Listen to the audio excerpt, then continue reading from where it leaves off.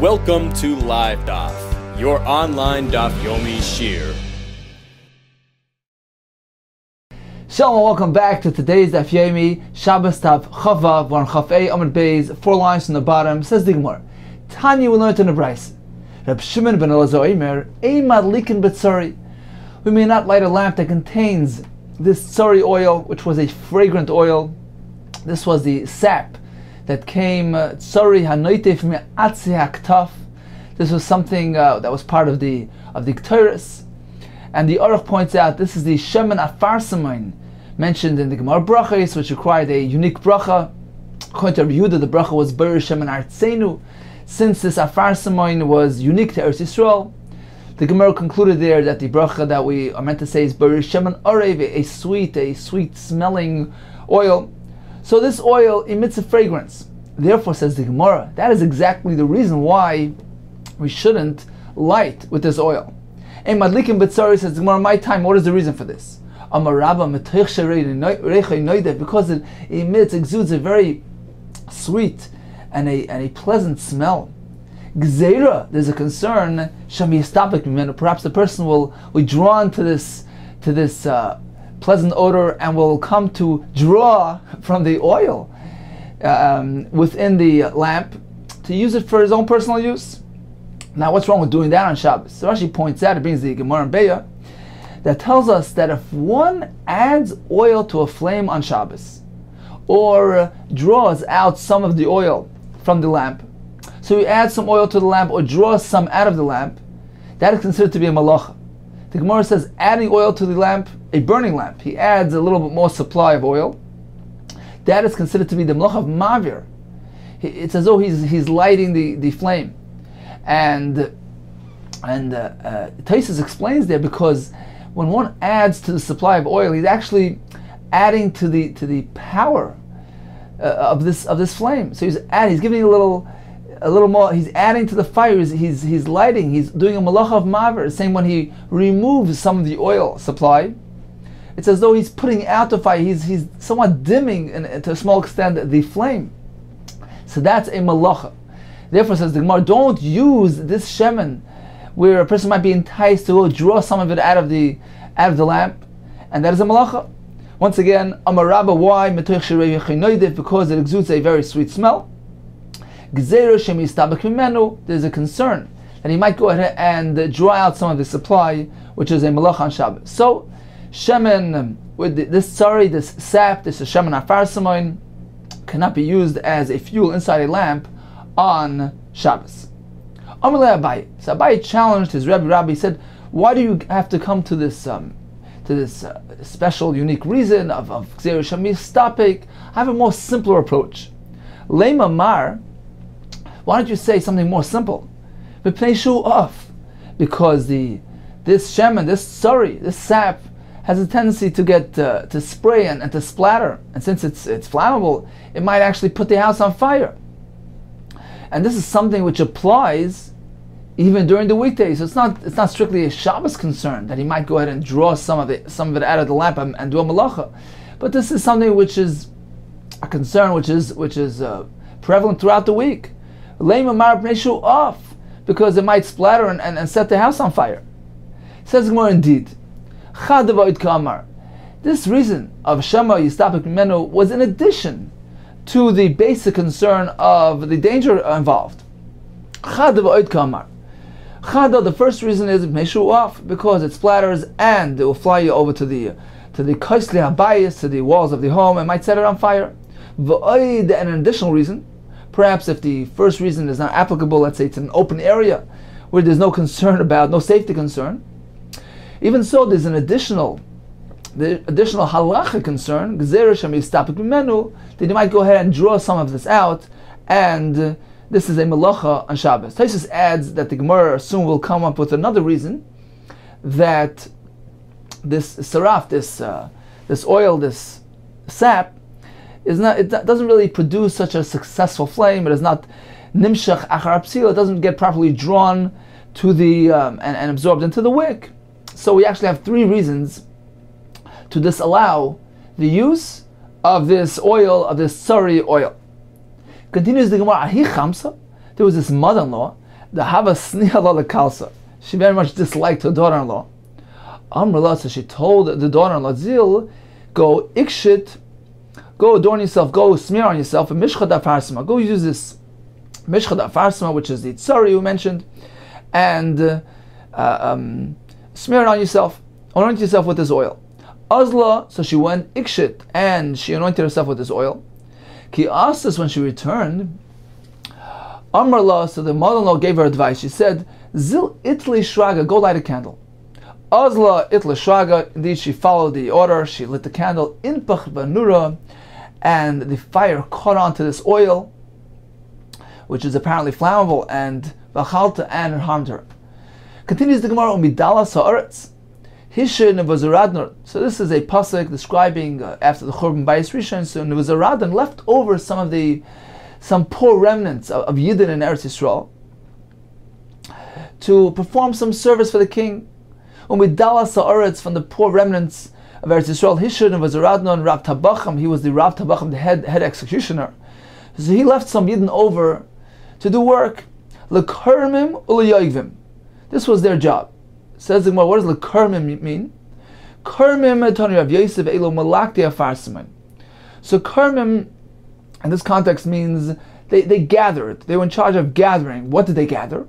They were the malakti afarsiman, this unique smelling tree that produced this unique this tsari, this sheman afarsiman. So, as mentioned in the Gemara Brachos, this was indeed unique to Eretz Yisrael.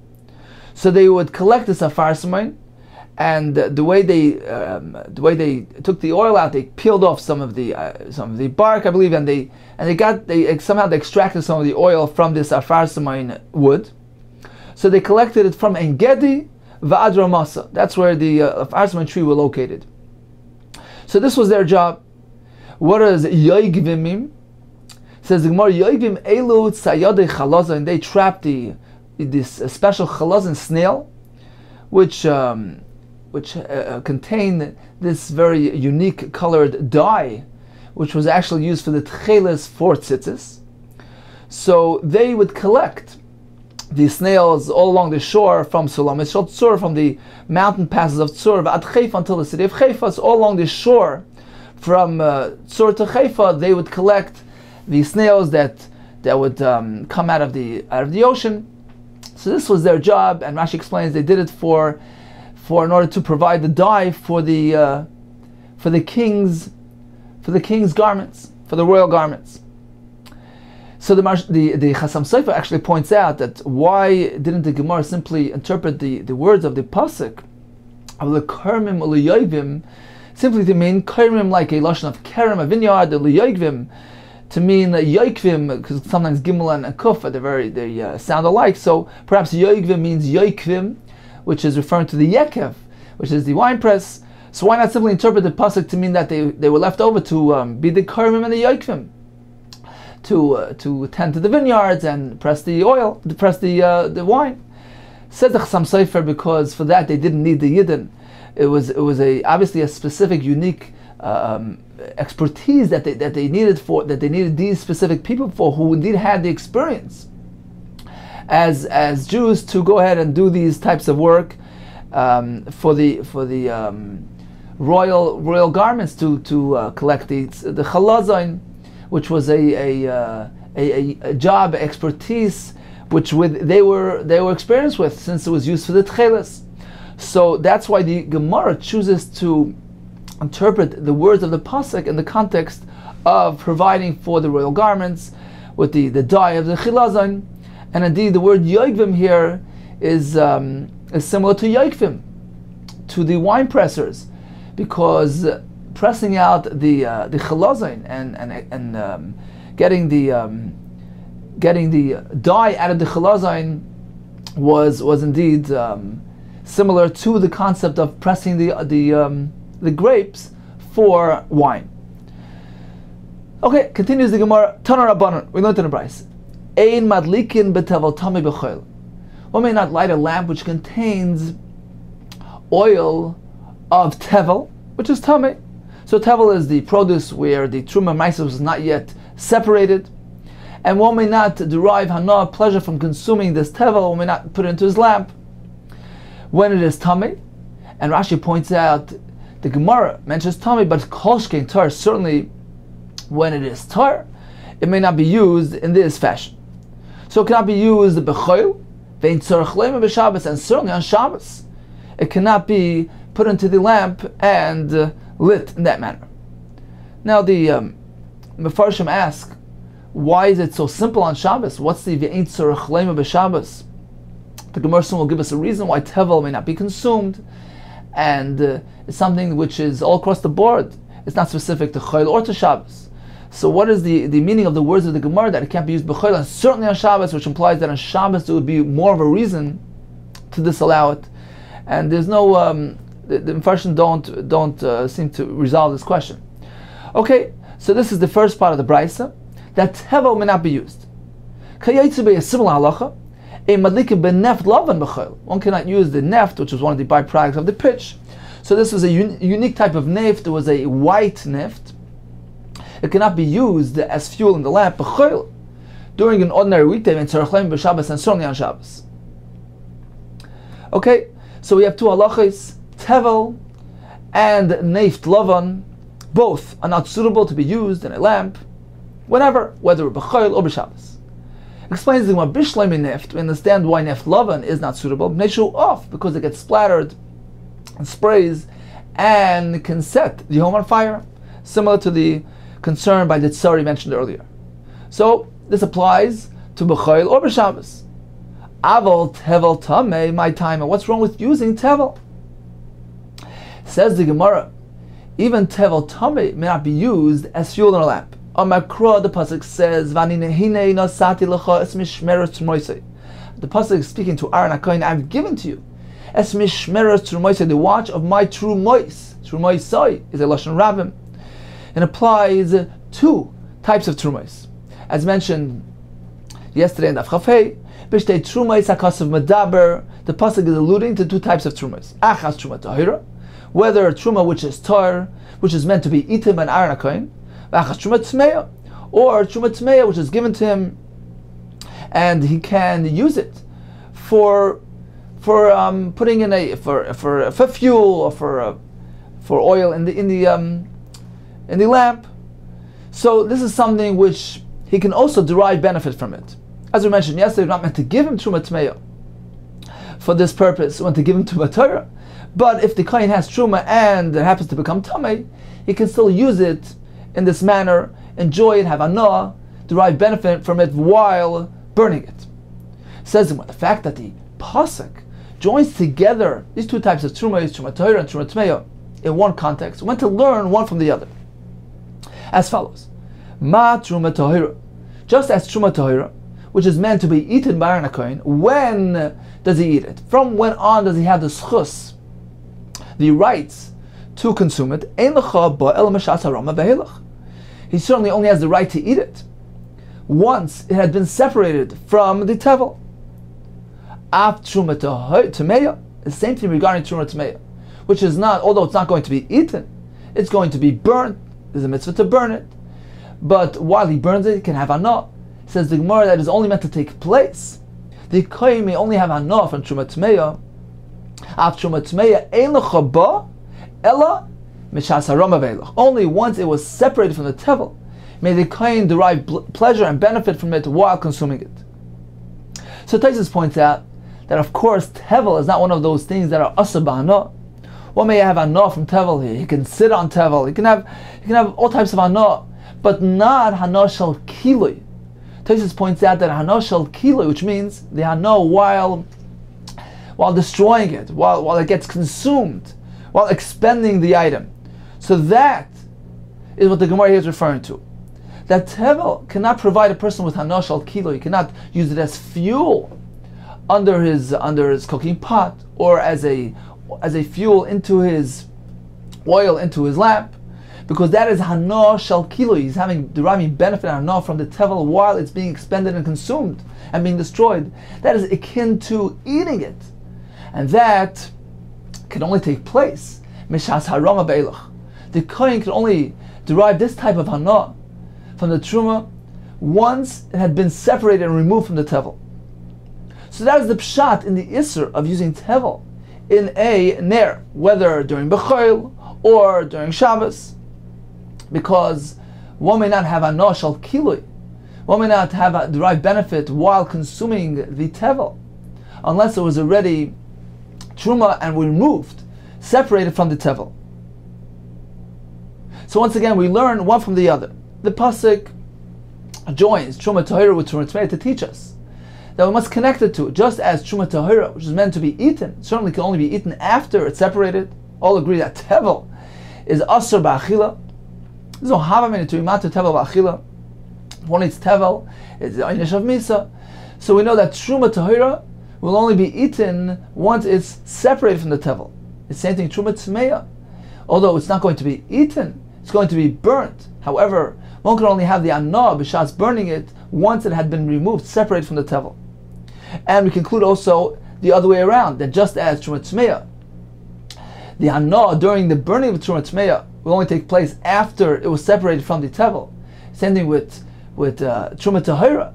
If one should choose for some reason to burn it, that can only take place after it was separated. Therefore, even tevel toir cannot be used in this manner. It can't be burnt. It cannot be put into fuel as fuel in a lamp, because the hanoshal kilo of even tevel toir can only take place after it was separated, after the truma was separated from the tevel, just as truma tmeya. Of course, truma toir is not meant to be burnt. However, the point that Jesus points out is that tevel toir has also the same halacha as tevel tamei, and one cannot use it as fuel under his burning pot or as fuel into the lamp, have an oshal kili from it prior to the truma separation from the tevel. Okay, so in summary, we learned that there are three things that cannot be used as fuel in a lamp. We learned about sari, this unique fragrant oil, the shemen afarsamin, and the first reason was because it is off, it gets splattered and sprays, and it can pose a danger. The Gemara added another reason which was unique to Shabbos, a halacha concern, shema yistapek, because he might be attracted to the oil and draw from it while the flame is burning, and that is a malacha. And as Taisus pointed out, there's going to be another reason upcoming in the Gemara that, since it is produced from the eitz, from the wood of the tree, it doesn't have that nature, that ability to be drawn and absorbed by the wick properly. Therefore, it doesn't produce such a steady flame. And this goes into the category of the other unsuitable fuels mentioned in the Mishnah, which there is a concern of shamayata, because he might go ahead and adjust this unsteady flame. We learned about tevel. It is not mutter to use tevel for hanoshal kilui.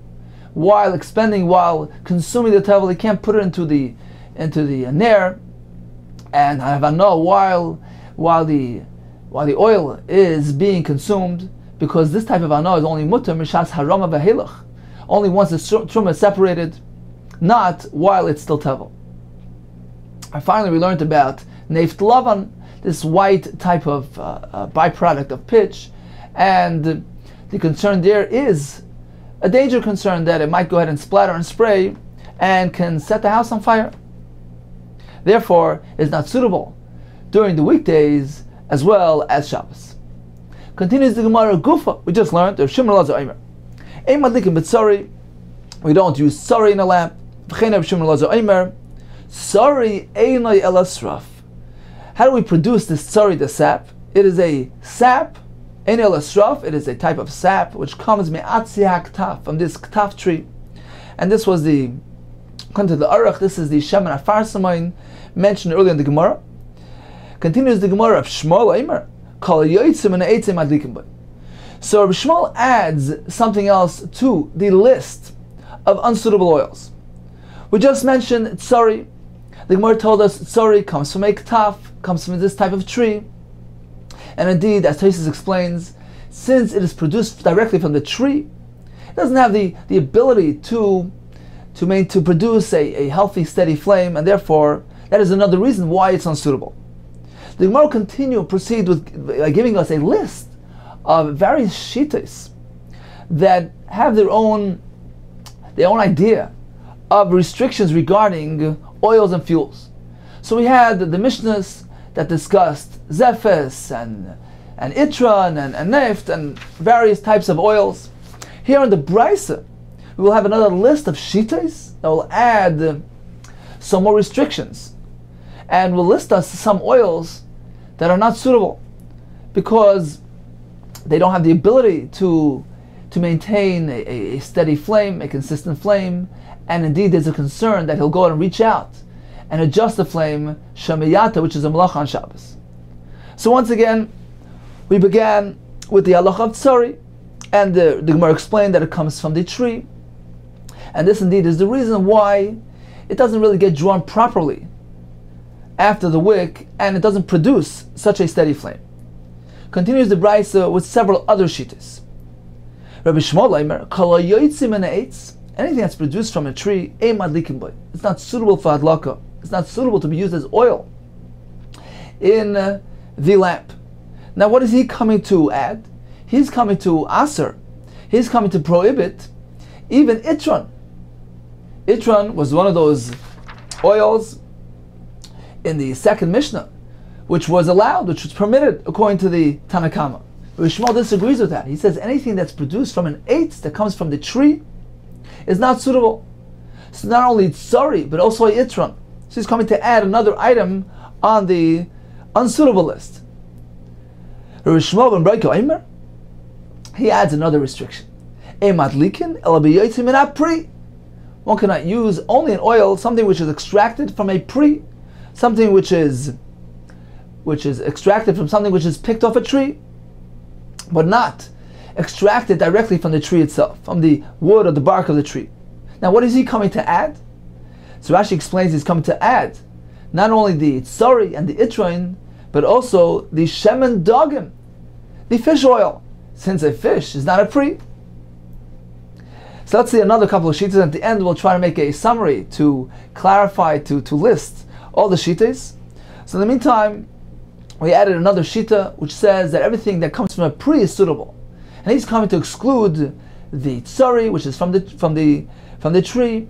He's coming to exclude the itron, which is directly from the tree, which is a byproduct of the pitch, which is a product directly from the tree, and also the fish oil.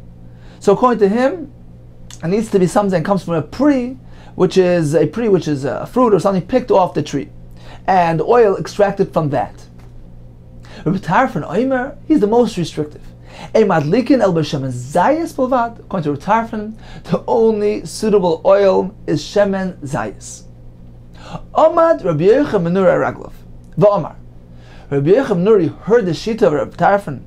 He got up on his feet and he challenged him. He said, how can you suggest that the only suitable oil is shemen zayis?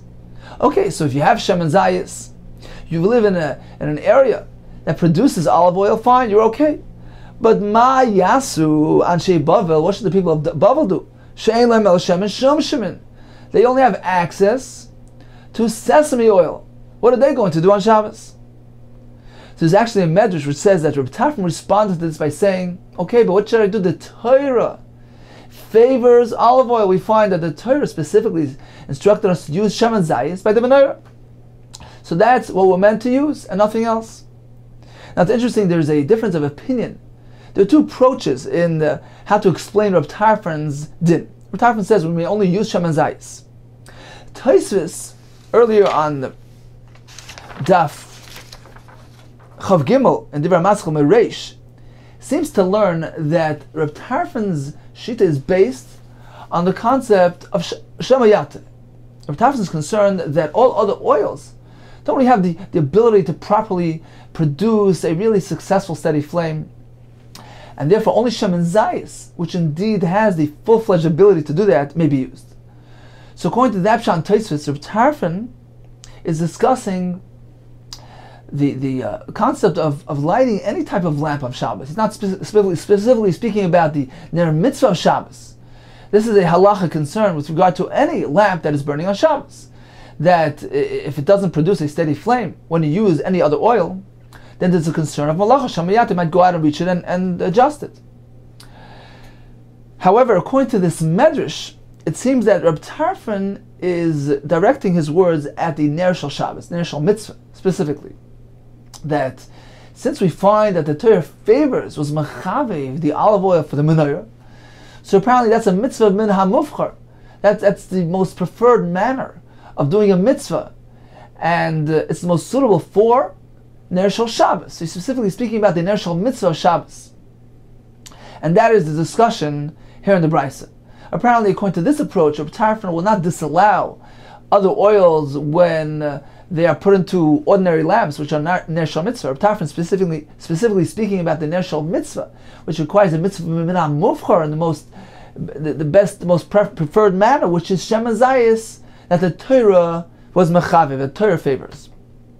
Okay, continues the Gemara of Yechim Nur standing on his feet and challenging Reb Tarfon. What are the people in Bavel going to do? That they only have access to Shem and Shumshimin. And he continued and he said, Ma yasu anshe madai. What are the people of Madai going to do? Shein lam el Shem and Goyzim. They only have not oil. Ma yasu anshe Alexandria. Shein lam Shem and Tznoinois. They only have the oil that is extracted from the pits of the radish. O ma yasu anshe Kaputkia. What about the people from Kaputkia? Shein lam loy kach v'loy kach ala neft. They don't have any of the above except for neft, which was this byproduct of the pitch. Ella, says Rabbi Chaminuri, must conclude and say, let's not add any more restrictions. We have the Mishnahs, we have the first and second Mishnah and the Perek, which gave us guidelines, what may and what may not be used as oil. Only those on the list mentioned in the Mishnah are not to be used. However, everything else is suitable. Fish oil and itron, those are both acceptable. Now, why did he point out, why did he choose to single out these two? Why didn't he just say that everything in the Mishnah is to be followed? So Rashi points out that there was an added chiddush here. He was trying to stress that even Shem and Dagim, which is similar, has some similarities to chalev, to fat of an animal, which is not suitable. This was mentioned in the first Mishnah. So, even so, it is indeed suitable. So that's why he mentioned Shem and Dagim. Why did he mention the itron, which is a byproduct of the pitch, of the zephes? So although it's coming from zephes, and zephes itself is not suitable, nevertheless itron is suitable, as mentioned now Mishnah, on the second Mishnah, back on Chavdal Adam Beis. Okay, so that's the Shita of Rabbi Chaminuri, which concurs with our Mishnahs that we had, the first and second Mishnah by Madlikin. Continues the Gemara with another Shita. Hashem Shazuri Aimer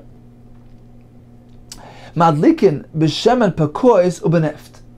So he agrees with all the prohibitions in the first Mishnah, the zephes and etc. mentioned in the first Mishnah. However, he disagrees with the second Mishnah. So we have two Mishnahs in Bameh Madlikin. The first Mishnah listed the unsuitable oils, the zephes and the shava, the shemen kik, the shemen streifa, the ali and the chelab. That was the first Mishnah.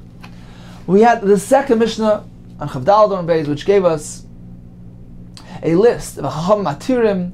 They're allowed to use Shemen Shumshimin, Shemen Agoizim, Shemen Tznoiznoi, Shemen Dogim, Shemen Pakois, B'itron Beneft. So that was the Mishnah number 2, which gave us the positive list, those items which are suitable according to Chachamim. Rabbi Shimon is arguing with the second Mishnah. He says that amongst that list, amongst those items mentioned in that list, the only two that I allow is Shemen Pakois and Neft. I don't allow the Shumshimin, the Egoizim, the Tznoinais, only the Pakois and the Neft. Okay? And finally, another final Shita, Simchas Omer Kol Yotzim Min HaBasar, that anything that is extracted from the meat, and this is referring to Chela, so the fat of an animal, Ein Madlikim Bo is unsuitable. Ela B'Shem and Dogim. Shem and Dagim, although it is similar to chalev, as mentioned earlier, that's okay. Fish oil is okay. So Sumchas here is not really disagreeing with the two Mishnahs. He's concurring with the two Mishnahs. He's saying we follow those Mishnahs, and in fact he stresses that Shem and Dagim is also suitable, although it's similar to the basar, to the Yotzim Min HaBasar. Only chalev is unsuitable, but not Shem and Dagim. Says the Gemara, okay, what's the point of adding another shita here? It seems to be a duplicate shita. Sumchas Hainu Tanakama. Sumchas seems to be duplicating the shita of the Tanakama. And when we say Tanakama here, we're referring to Rav Yechim Nuri, who was challenger of Tarfon, and he told them, we can't create our own restrictions. We must follow the Mishnah. So everything stated in the Mishnah is meant to be followed. Whether the first Mishnah with its restrictions, whether the second Mishnah with its list of allowances, we follow the Mishnah in totality. Sumchus is saying the same exact thing. He's not adding anything more. He's not adding any more restrictions or allowances. He's just saying that Shem and Dagim is not in the same category as Chelev. Chelev is also, but Shem and Dagim is Mutter. So he doesn't seem to be saying anything different than Yecham and Nuri. Sumchus Hainu Tanakama. So why does the Brisa present them as two different views? Answers the Gemara, Ikebenayu, there is something in between them. There is a point of contention between Rabbi Yochanan Nuri and Sumchus. What is that? Ikebenayu der Bruna Marav. We learned earlier that there's a halacha back on Chaf Aleph Amar Aleph that if one adds some oil into the unsuitable fuel, for instance, he adds some valid oil into the molten fat or into the fish oil. So according to Rav Bruna, the name of Rav, that fixes it up, that enables it to be properly absorbed in the psila, and as machshirit, one may use the chelev and the fish oil, since it contains this additional valid oil in it. So that was the chiddush of Bruna Rav.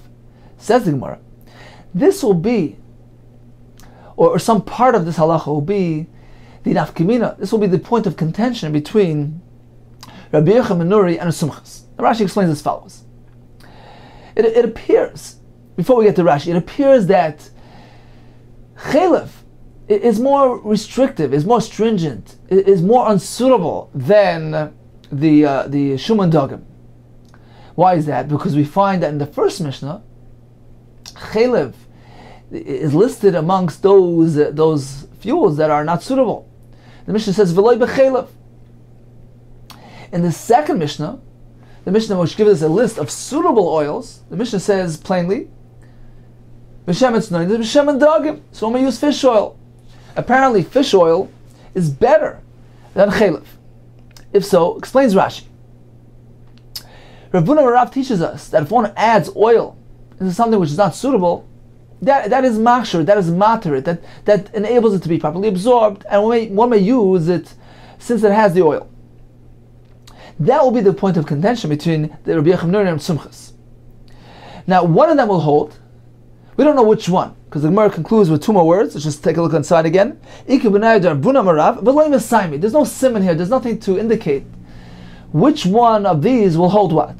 Okay, there's something in between. There's some achlek, some point of dispute between Rabbi Yochanan Nuri and Sumchus with regard to the concept of adding oil into an unsuitable fuel. But it's not clear who holds what. Okay, so regardless of that point, we don't know who holds what. So one of them will hold as follows, explains Rashi, that the Isser of Chelev is regardless of whether or not it contains oil. It's a blanket Isser in any case. One may not use Chelev because it's unsuitable. However, the fish oil, the Shuman Dagim, that will be allowed provided some valid oil was added to it. So this will be one shita. One shita will hold that chelev is terrible, it can't be used even if you add oil. Shuman Dagim, that's a higher quality item, and if you add some oil there, then it is mutter. So you can't use it without the oil. If you add oil, it's mutter. That's one opinion. The other shita will hold that chelev will be mutter if you add some oil. That enables the chelev to be absorbed into the wick. Shuman Dagim is a high quality item and doesn't even require the addition of oil. So even if you don't add any oil, you may use it regardless. So this briefly is the conclusion of the Gemara here, that we have Rabbi Yochanan Nuri and Sumchus who are disagreeing regarding one point, the point of adding oil. And briefly again, we have the chelev, we have the Shuman Dagim. According to one of these opinions, chelev is never allowed. Shuman Dagim is allowed provided he added some oil. According to the second shita, chelev will be allowed if he adds some oil. Shuman Dagim is mutter regardless of whether it contains oil. Let's try to make heads and tails of all these shitas that we had up until now, and do a summary of all the opinions. So we began with the Mishnah in the beginning of the parak, Mishnah number 1, which gives us a list of unsuitable items. We have the Zefes, the Shava, the Shemen Kik, the Aliyah, the Chelev. And the Gemara earlier in the parak told us that according to the Tanakama, perhaps the Chelev would be mutter if we add some oil. We proceed with the second Mishnah, which is on Daf Chavdala, which gives us a list of suitable items: the Shemen Shumshimen, Agoizim, Tznoines, Pakuas, Itra, Neft, the Shemen Dogim, and of course Shemen Zayis, which is the best one and accepted and acceptable to all. And now, Brisa, today we have a number of Shittas. We have Rabbi Yochanan Nuri, who seems to completely follow the Mishnahs. We have Simchas as well, which seems to concur with the Mishnayos. However, there's one point of contention here with regard to adding oil. One of them, either Rabbi Yochanan Nuri and Simchas, will hold that Chelev is never allowed, and Shemen Dogim is allowed if he adds some oil. The other Shita will hold that Chelev is allowed provided there's some additional valid oil there. Shemen Dogim is allowed regardless of any addition, even pure fish oil is allowed. Then we have Rabbi Shmuel, who tells us that Kol hayotze min ha'etz, anything produced directly from the tree is unsuitable. With that, he rules out the tsari, which is a tree sap. He rules out the itron and the neft, which are produced from the pitch, which is a tree product. Rabbi Shmuel ben Broike adds another restriction. He says it needs to come from a pri.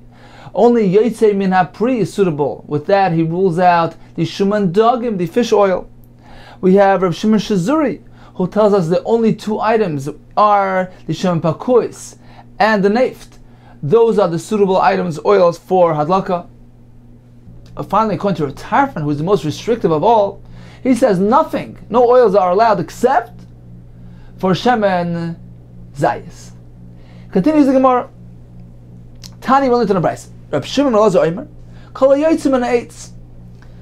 Anything, any garment which is produced by natural materials, Kol hayotze min ha'etz, anything grown, any plant material. Actually says, like for instance, cotton. Ein bo mishum shalosh al shalosh. The beget, the material that consists of any type of plant material, any type of yotze min ha'etz, is not considered to be a beget with regard to tumah. A beget produced with these materials does not have a shem beget, does not have a status of beget, and is not susceptible to tumah. That is the minimum size for material to become tamei shalosh al shalosh, the width of 3 fingers, 3 etzbais, by the length of 3 etzbais. That's the minimum size. Says Rabbi Shimon ben Elazar, if it's produced by something which grows, it is not a beged with regard to tumah. And since it's not makabel tumah, therefore it can be used as schach for a sukkah, because schach is only kosher when we use material which A, grows from the ground, and B, is not susceptible to tumah. So any type of material is suitable for schach, since it's not makabel tumah, except chutz me'pishtan, except for flax. So the only type of beged which is considered to be a din beged with regard to a kabbalas tumah is a beged which is made of material made from flax, from pishtan. Now Rashi points out that when we say chutz me'pishtan, we're referring to even bundles of unprocessed, not completely processed flax, and even they can be makabel tumah, tumas negoyim, and the Gemara will discuss later, and therefore it's not suitable for schach as well. That's a side point which will be discussed later in the Gemara. The Gemara here will first focus on the first halacha. Once again, that a garment material will only be considered to be a beged and be susceptible to tumah, to be makabel tumah, if it is made from pishtan, from flax, from linen. The Gemara soon will add another item, another type of material, which is tzemer, wool. So only a beged made from either tzemer or pishtan, wool or flax, is susceptible to tumah. Amar Abaye, if so, this shita of Shimon Elazar will concur with the shita of Tanna Shmuel, who holds likewise that the only time we consider to be a beged with regard to the dinei Torah of tumah or tzitzis, because the term beged is cited in the parsha of tzitzis al kanfi bigdayim. So the term beged is only if it is made of material of tzemer or pishtim, wool and linen. Once again, Amar Abaye, Rav Shimon Elazar, our Tana that we just mentioned, Tanna Shmuel, Amar Davar Echad, they both say the same thing. They both hold the same opinion. Rav Shimon Elazar Damar, that's what we just mentioned. Where do we find the same shita that is cited by Tana Deir Shmuel? The Tana Deir Shmuel, Hayil v'nemru, begodem b'Torah stam. We find many times that the Torah uses the term beged without elaboration, without explaining what is this beged made from. For instance, as Rashi, like the Torah discusses, Tumas shrotzim, if a dead sheretz touches a beged and becomes tamei, or Tumas meis, or Tumas zera, or by tzitzis. The Torah uses the term, a general term, beged, and we don't know what type of material is involved in this beged. And one time, this is by the parsha of Negoim, where a beged became tamei because it has a neger on it. The Torah over there did elaborate, did explain what is the meaning of beged. The Torah says tzemer pishtim, when it's made of either tzemer, wool, or linen. Tzemer pishtim. So the pasuk there uses the word beged. It says beged, which is a general term, which is a klal, undefined. And the Torah continues with beged tzemer, beged pishtim. Says Rashi, this is the klal, the formula of klal uprat. One of the 13 midos of the Torah, 13 formulas of deriving, of explaining the Torah. Klal prat, when we have a general undefined term followed by a definition, an explanation, then we're meant to apply that definition to the general term. So the Torah tells us, beged semer, beged pishtim. The Torah is telling you that beged means semer pishtim. So once again, by Negoim, we actually have two psukim. We have one pasuk which says habeged ki by nega tzaras. So habeged, the beged by nega tzaras is a klal. Rashi says it's a very general term. What type of beged? It's undefined. Habeged. What type of material is it? Habeged ki by nega tzaras. And the pasuk continues to define and explain beged semer or beged pishtim. So this is a definition explanation for the word habeged. It's a klal prat. And beged from now on will mean tzemer pishtim.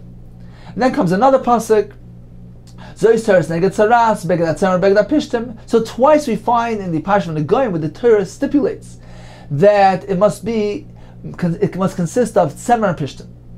Why does the Torah have to explain it twice? The Gemara later will explain that we need both drashes to teach us something. So at this point in the Gemara is deriving from nega. We see by nega that the term beged is a reference to specifically a beged which consists of its semer pishtim. Once again, says the Gemara, Tana Deir Shmuel, stam. We find many times the word beged in the Torah mentioned undefined, stam, without elaborating what type of material is contained therein. We find one place where the Torah does stipulate and explain, which is in the parsha of Negoim, semer pishtim. If so, we derive from there. This is called a binyan av. It's like a building on a father, like the father source. So that will be a father source, a source for everywhere else. Ma'alahalan, just like there. What is the definition of beged? It is semer pishtim, only if it strictly contains wool or linen. Afkol, so too everywhere else in the Torah, where the word beged is employed, is referring specifically to a beged which consists of material made from semer pishtim. So indeed, says Abaye, these two shittas are alike. Rabbi Shmuel and Shomer Lazar, who hold that it only has a status of beged with regard to tumah when it is produced from tzemer pishtim. They both are following the same opinion. Rava Amar, generally speaking, I agree with you that these two shittas are following the same path. However, there's something between them. There is some point of contention. One difference. Rava Amar shloish al shloish v'shar b'gadim yikibinayu. That if we have a large size of material, which is shloisha al shloisha, which is 3 tefachim wide but 3 tefachim long, that's already a significant size, considered to be a beged. It's not merely a small patch of 3 by 3 etzbos. This is a beged chashav, says Rava. This will be the point of contention. According to Tana Deir Shmuel, a beged is only if it is from semer pishtim, regardless of its size, whether it's small or large. It doesn't have a shem beged. With regard to tumah, with regard to like Rashi said, with regard to tzitzis as well, only if it's semer pishtim. However, says Rabbi, according to Shimon ben Elazar, let's pay close attention to his words. He was discussing shalish al shalish. Apparently, this restriction of semer pishtim only applies to a small patch, a small tiny material of shalish al shalish, which has only a very limited use. It can be used as a patch for a poor man's clothing. So there, it requires tzemer pishtim. However, says Rava, if it's a large size piece of material, which is shleisha al shleisha, a material of significance, that can even be if it is mishar begadim, made of other materials. Because perhaps the quantity, the size, will make up for its deficiency in quality. Once again, Rava Amar shleisha al shleisha b'shar begadim yikbenayu. In this case, when we have a large size material of shleisha al shleisha, and which is made from other materials other than wool or linen, this will be the point of contention between Reb Shimon and Lazar, who considers it to be a beged, and Reb Shmuel, who says no, it must be strictly from tzemer pishtim. The Reb Shimon and Lazar Islay, he holds that it's a beged. The Tan Reb Shmuel Leslie, he holds that it's not a beged. Okay, let's go back to the basics. Says the Gemara. The Kol Yalma, everybody agrees. The Kol Yalma, everybody though agrees. The sholish al sholish. If we have a small patch which is merely sholish al sholish, 3x3 etzbos, when it's b'tzemer pishtim, when it consists of wool or linen, mitama ben agadna, everybody agrees that it can become tamei with a nega, even though it's just a small piece of material. Says, how do you know that? Minalan, how do you know it's just a small size, a little patch of material is considered to be a beged with regard to negoim? Says, we have it in a brayso. The Sanya. Beged, if the pasuk would only have said by nega the word beged, ainli ele beged, then indeed I would say apparently you need a full-size beged. Sholosh al sholosh minayin. How would we know that even a small patch, small-size material, 3x3 etzbos, can become tamei with a nega? Talmud lamya veha beged. So the extra vav and hey is a ribui to include even a small patch. That is considered to be a beged with regard to becoming tamei by a nega. So that's how do you know even such a small patch? Perhaps, okay, we have a ribui veha. Maybe it's coming to teach us ve'ema l'rabi shleisha al shleisha, that a large size material, which is 3x3 tfachim, can become tamei. The Torah is telling us not only a full size, complete garment, even a piece of material, but the piece of material has to be a piece of significance, has to have 3x3 tfachim. So again, how do you know that a small size 3x3 etzbos material is tamei? Ve'ema l'rabi shleisha al shleisha. Says more for that, for shleisha al shleisha, which is a large piece of material, we don't need a pasuk.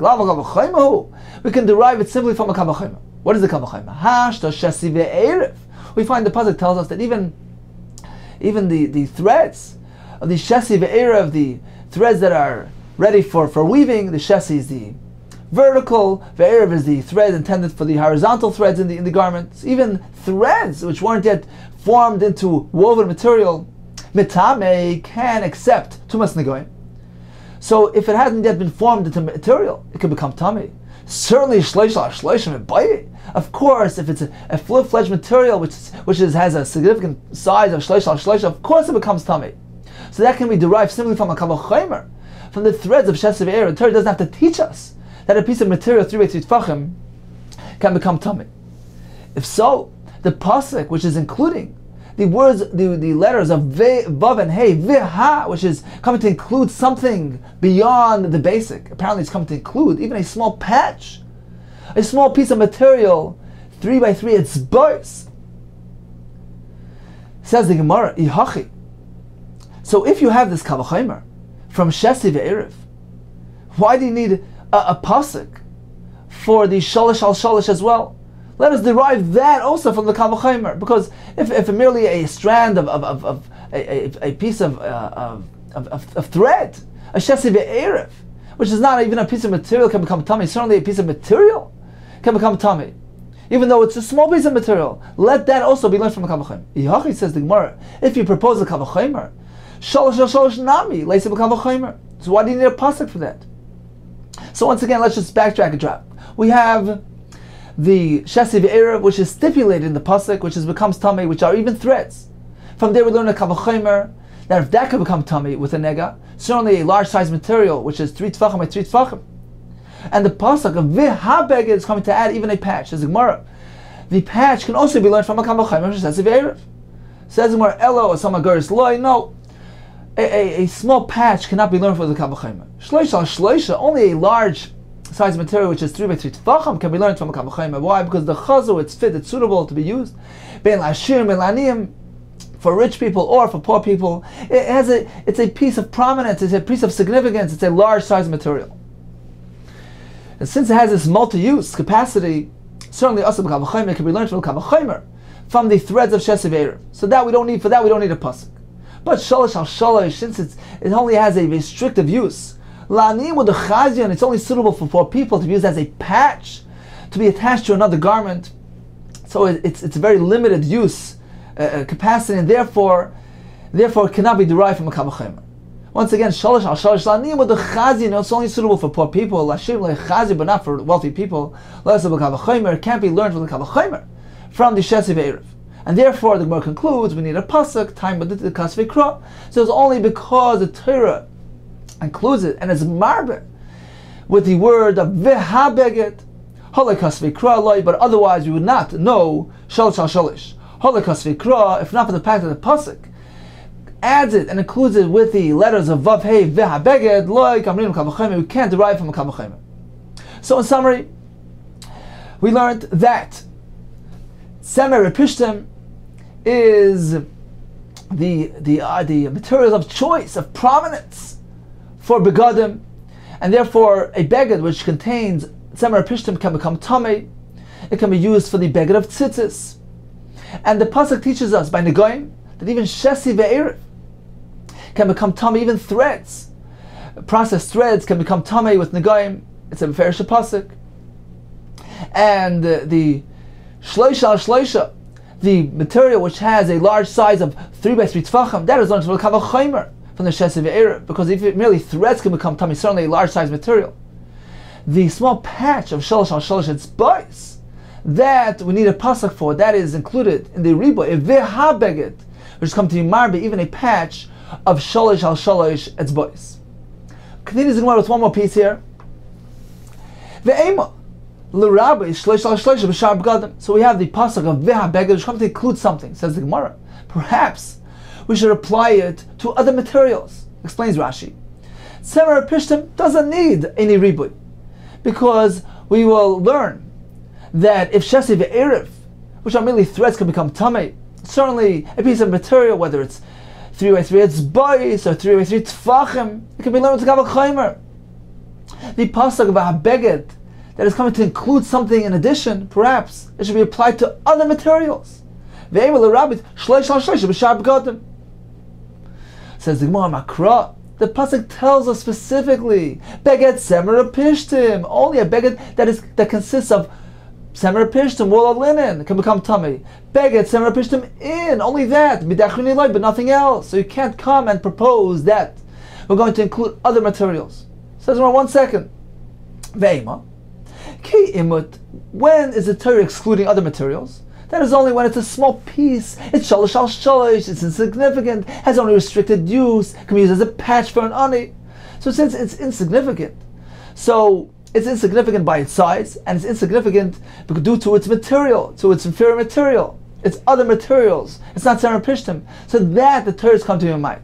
When the Torah tells us semer pishtim, it's come to your mind other materials. If they're small in size, they have 2 factors going against them. They're inferior material A, and B, they're small patches. Says the one inside, ve'ema. Perhaps I would say, ki imut, when the Torah come to your mind other materials, it's only mishalosh al shalosh when they're small size materials. They have both factors working against them. Ava shloisha al shloisha.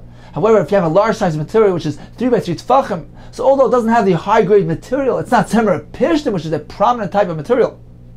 It's an ordinary material, but if the size is large, so perhaps the quantity will make up for the quality.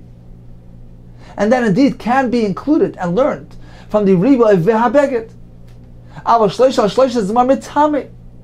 Says the Gemara, but let's keep in mind, then the Parsha in the Gemara, the Torah stipulates the words semer pishtim twice. Beged semer, beged pishtim. So twice. Apparently the pasuk is coming to stress that only semer pishtim can become tamei, but other materials are inferior. They don't have the prominence of semer pishtim, they don't have the status, and they can become tamei, regardless of their size. So we have 2 miyutim. Twice the Torah stipulates semer pishtim. Says one is coming to tell us, chad l'mu'uteh is coming to exclude other materials, mishalosh al shalish, when they're small patches. that they are not considered to be a beggar with regard to tumah. V'chad, and the Torah repeats again, Simra Pishtim, to teach us that only wool and linen have the prominence and are considered to be a beggar with regard to tumah, but other materials are not, regardless of their size, even if they're large size materials. Even if you have a large piece of material, since it's made of other materials other than Simra Pishtim, it is not considered to be a beggar with regard to tumah. Okay, so it's time for a quick chazara. So we began with sari, which was the sap, this fragrant oil. The Gemara gave us 3 reasons why it's not suitable for oil, for fuel in a lamp. The Gemara tells us one reason, because it splatters, that imposes danger. That's even for the weekdays. And the Gemara gave us 2 reasons for Shabbos. He might draw some from it, which is a melacha. Or since it comes from the eitz, it's produced directly from the tree, it's not drawn properly after the wick, and it won't produce a steady flame. The Gemara told us that tevel as well cannot be consumed. One cannot have ano while consuming tevel. And also neft lavan, which is a white type of residue from the pitch. It's unsuitable. The Gemara tells us because it poses a danger. It splatters and sprays and can set the home on fire. The Gemara proceeds by giving us a long list of various opinions with regard to suitable and non-suitable oils for a lamp on Shabbos. So we have the 2 Mishnahs, the Mishnah in the beginning of the Perek, which gives us a list of oils which are not to be used. We have the Mishnah Daf Chavdalas, which gives us a list of suitable oils. We have Rabbi Yochanan Nuri and Sumchas, which basically concur with the Mishnah. However, they differ somewhat with regard to adding oil into the chalev and to the shuman dagim. We have Rabbi Shmuel, who tells us that something which is produced directly from a tree is unsuitable, like for instance the itran and the neft. We have Rabbi Shmuel Breika tells us that the only suitable oils are ones which are produced from the pri. So he rules out the itran, the neft, and the shuman dagim as well. We have a Shuman Shazuri who tells us that on the list of suitable oils, the only ones that are good are the shuman pakuis and the neft. And finally we have Reb Tarfon, who's very restrictive and tells us the only suitable oil is shemen zayis bilvat. Then we're proceeded with the topic of tumas begadim, and according to Shimon Elazar and Tanur Rishmal, the only materials which can produce a beged which will be susceptible to tumah are semer pishtim, wool or linen, which are the most prominent materials. We learned this from the parsha of Tumas Negoyim, where the Torah stipulates that a beged must be produced from semer pishtim. And indeed, as the Gemara concludes that with regard to Tumas Negoyim, even shesi ve'erev, these spun threads which are prepared for weaving, are tamei Tumas Negoyim. It's a referish pasuk. From a Kal V'chomer, we learn even a piece of material which is merely shloish tefachim, 3 by 3 tefachim in size. That is learned from a Kal V'chomer, that if thread can become a certainly a piece of material that size. And finally, a small patch of sholish al sholish its bais, which is merely suitable as a patch for a beged of an ani. That is also included, because the Torah doesn't merely say beged, the Torah adds a vav and a hey, v'ha beged. That is coming to include the shalish al shalish as well. Rava says, well, according to the shita of Rabbi Shimon Elazar, when we have a large size material which is shloish al shalish tefachim, that will be mekabel tumah, even if it is made from other materials, non-semer pishtim materials.